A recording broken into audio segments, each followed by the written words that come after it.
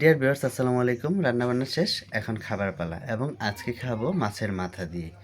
সেটাই আপনাদের সাথে শেয়ার করব, অবশ্যই চলেন আমার সাথে। এই যে বেগুন ভাজা নিয়েছি, বেগুন ভাজা করেছি, এটা দিয়ে খাবো। আর সাথে নিয়ে নিচ্ছি মাছের একটি মাথা। আজকে খাবো বড় মাছের মাথা দিয়ে। দেখছেন, রান্নাটা অনেক সুন্দর হয়েছে এবং আমি একটু টেস্ট করে দেখেছিলাম, খেতেও খুব সুস্বাদু হয়েছে। এখন প্রথমে আমি বেগুন ভাজা দিয়ে একটু খাচ্ছি। বেগুন ভাজাটা খুব সুস্বাদু হয়েছে।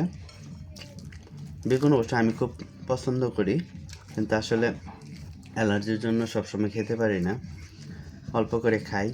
কিন্তু আমার অনেক পছন্দের একটা খাবার বেগুন। বেগুন সব ধরনের বেগুনের সকল রান্নাই আমার পছন্দ। মাছের মাথারা ইয়া দেখুন,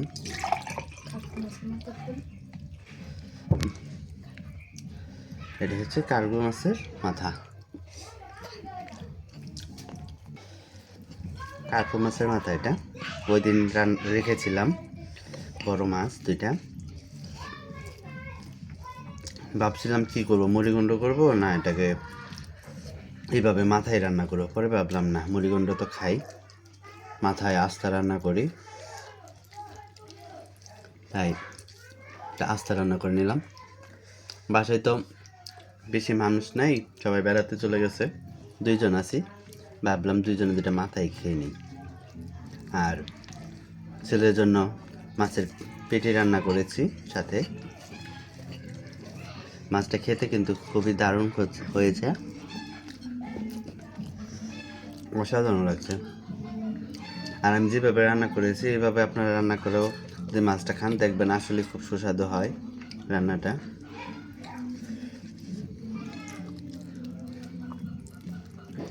মাছটা একদম তরতাজা ছিল,